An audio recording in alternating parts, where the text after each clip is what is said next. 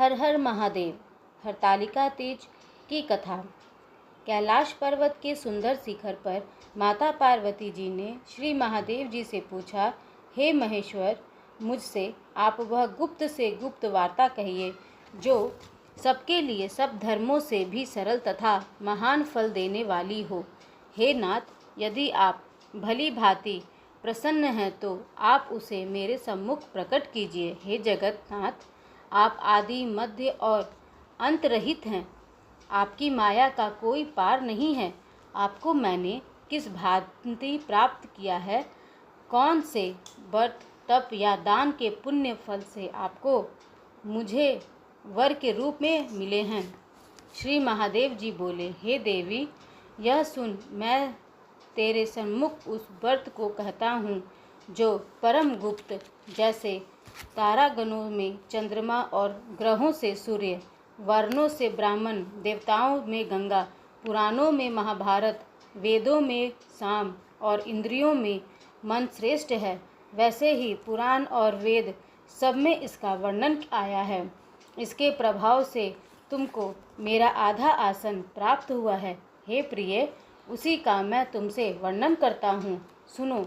भादो मास के शुक्ल पक्ष की हस्त नक्षत्र संयुक्त तृतीया के दिन इस व्रत का अनुष्ठान मात्र करने से सब पापों का नाश हो जाता है।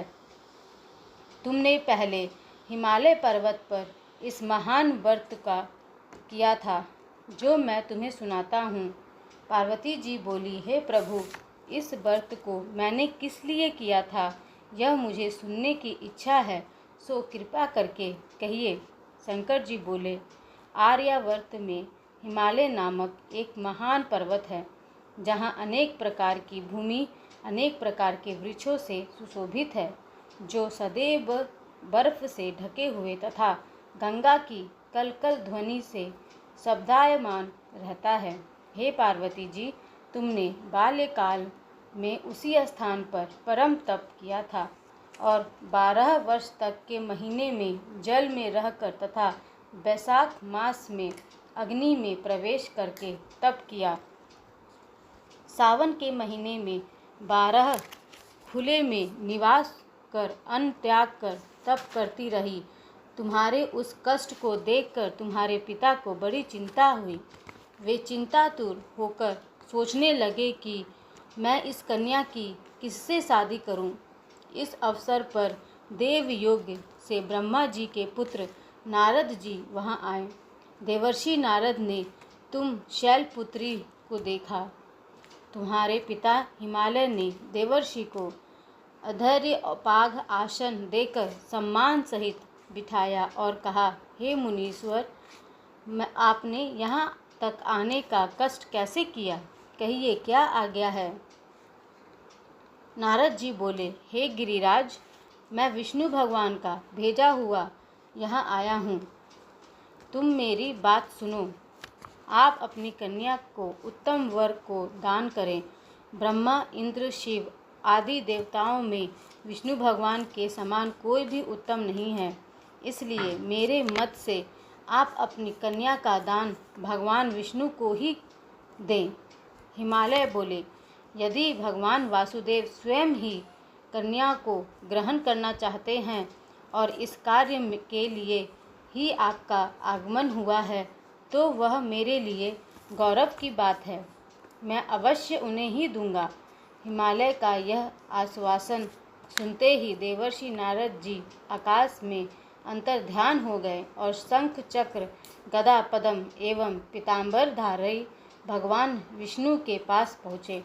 नारद जी ने हाथ जोड़कर भगवान विष्णु से कहा, प्रभु, आपका विवाह कार्य निश्चित हो गया है। इधर हिमालय ने पार्वती जी से प्रसन्नतापूर्वक कहा, हे पुत्री, मैंने तुमको गरुड़ ध्वज भगवान विष्णु को अर्पण कर दिया है। पिता के इन वाक्यों को सुनते ही पार्वती जी अपनी सहेली के घर गई और पृथ्वी पर गिरकर अत्यंत दुखित होकर विलाप करने लगी। उनको विलाप करते हुए देखकर सखी बोली, हे देवी, तुम किस कारण से दुख पाती हो? मुझे बताओ, मैं अवश्य तुम्हारी इच्छा पूर्ण करूंगी। पार्वती बोली, हे सखी सुन, मेरी जो मन की अभिलाषा है सुनाती हूँ। मैं श्री महादेव जी को वरण करना चाहती हूँ।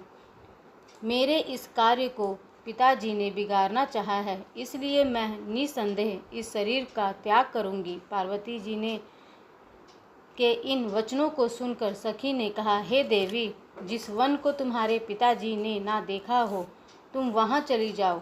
तब ये हे देवी पार्वती तुम अपनी सखी का यह वचन सुन ऐसे ही वन को चली गई।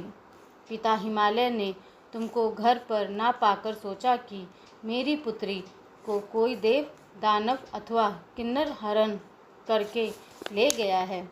मैंने नारद जी को वचन दिया था कि मैं पुत्री का गरुड़ ध्वज भगवान के साथ वरण करूँगा। हाय, अब यह कैसे पूरा होगा? ऐसा सोचकर वे बहुत चिंतातुर हो मूर्छित हो गए। तब सब लोग हाहाकार करते हुए दौड़े और मूर्छा दूर होने पर गिरिराज से बोले कि हमें आप अपनी मूर्छा का कारण बताओ। हिमालय बोले, मेरे दुख का कारण यह है कि मेरी रत्न रूपी कन्या को कोई हरण कर ले गया, या सर्प डस गया, या किसी सिंह या व्याघ्र ने मार डाला है। वह ना जाने कहाँ चली गई है, या उसे राक्षस ने मार डाला। इस प्रकार कहकर गिरिराज दुखित होकर ऐसे काँपने लगे जैसे तीव्र वायु के चलने पर कोई वृक्ष काँपता है। तत्पश्चात हे पार्वती तुम्हें गिरिराज साथियों के सहित घने जंगल में ढूंढने लगे। सिंह, व्याघ्र, रीछ आदि हिंसक जंतुओं के कारण वन महाभयानक प्रतीत होता था। तुम भी सखी के साथ भयानक जंगल में घूमती हुई वन में एक नदी के तट पर एक गुफा में पहुंची। उस गुफा में तुम अपनी सखी के साथ प्रवेश कर गई, जहां तुम अन्न जल का त्याग करके बालू का लिंग बनाकर मेरी आराधना करती रही। उस समय पर भाद्रपद मास की हस्त नक्षत्र युक्त तृतीया के दिन तुमने मेरा विधि विधान से पूजन किया तथा रात्रि को गीत गायन करते हुए जागरण किया। तुम्हारे उस महाव्रत के प्रभाव से मेरा आसन डोलने लगा। मैं उसी स्थान पर आ गया जहाँ तुम और तुम्हारी सखी दोनों थी। मैंने आकर तुमसे कहा, हे वरानेन, मैं तुमसे प्रसन्न हूँ, तुम मुझसे वरदान मांग। तब तुमने कहा कि हे देव, यदि आप मुझसे प्रसन्न हैं तो आप महादेव जी ही मेरे पति हूँ। मैं तथास्तु ऐसा कहकर कैलाश पर्वत को चला गया और तुमने प्रभात होते ही मेरी उस बालू की प्रतिमा को नदी में विसर्जित कर दिया। हे सुबह, तुमने वहाँ अपनी सखी सहित व्रत का पारण किया। इतने में तुम्हारे पिता हिमवान भी तुम्हें ढूंढते ढूंढते उसी घने वन में आ गए। उस समय उन्होंने नदी के तट पर दो कन्याओं को देखा तो वे तुम्हारे पास आ गए और तुम्हें हृदय से लगाकर रोने लगे और बोले, बेटी तुम इस सिंह, व्याघ्र आदि युक्त घने जंगल में क्यों चली आई? तुमने कहा, हे पिता, मैंने पहले ही अपना शरीर शंकर जी को समर्पित कर दिया था, किंतु आपके इसके विपरीत कार्य किया, इसलिए मैं वन में चली आई। ऐसा सुनकर हिमवान ने तुमसे कहा कि मैं तुम्हारी इच्छा के विरुद्ध यह कार्य नहीं करूँगा। तब वे तुम्हें लेकर घर को आए और तुम्हारा विवाह मेरे साथ कर दिया। हे प्रिय, उसी व्रत के प्रभाव से तुमको मेरा अर्धासन प्राप्त हुआ है। इस व्रत राज को मैंने भी अभी तक किसी के सम्मुख वर्ण नहीं किया है। हे देवी, अब मैं तुम्हें यह बताता हूँ कि इस व्रत का यह नाम क्यों पड़ा। तुमको सखी हरण करके ले गई थी, इसलिए हरतालिका नाम पड़ा। पार्वती जी बोली, हे स्वामी, आपने इस व्रतराज का नाम तो बता दिया, किंतु मुझे इसकी विधि एवं फल भी बताइए कि इसके करने से किस फल की प्राप्ति होती है। तब भगवान शंकर जी बोले, इस स्त्री जाति के अत्युत्तम व्रत की विधि सुनिए। सौभाग्य की इच्छा रखने वाली स्त्रियां इस व्रत को विधि पूर्वक करें। केले के खंभों से मंडप बनाकर उसे वंदनवारों से सुशोभित करें। उसमें विविध रंगों से उत्तम रेशमी वस्त्र की चांदनी ऊपर तान दे, चंदन की सुगंधित द्रव्यों से लेप करके स्त्रियां एकत्रित हों, शंख, भेरी, मृदंग आदि बजावें, विधि पूर्वक मंगलाचार करके श्री गौरी शंकर की बालू निर्मित प्रतिमा स्थापित करें।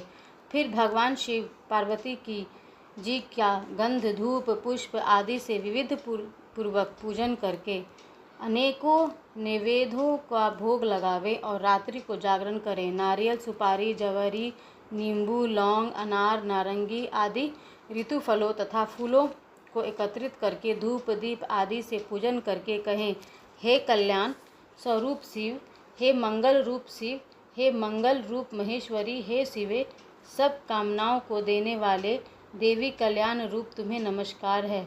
कल्याण स्वरूप माता पार्वती, हम नमस्कार करते हैं। ब्रह्मा रूपिणी जगत का पालन करने वाली माँ, आपको नमस्कार है। हे सिंह वाहिनी, मैं संसारिक भय से व्याकुल हूँ, तुम मेरी रक्षा करो। हे महेश्वरी, मैंने इसी अभिलाषा से आपका पूजन किया है। हे पार्वती माता, आप मेरे ऊपर प्रसन्न होकर मुझे सुख और सौभाग्य प्रदान कीजिए। इस प्रकार के शब्दों द्वारा उमा सहित शंकर जी का पूजन करें। विधि पूर्वक कथा सुनकर गौ, वस्त्र, आभूषण आदि ब्राह्मणों को दान करें। इस प्रकार से व्रत करने वाले के सब पाप नष्ट हो जाते हैं। हर हर महादेव। आरती कर आप अपना पूजा समाप्त कर सकते हैं।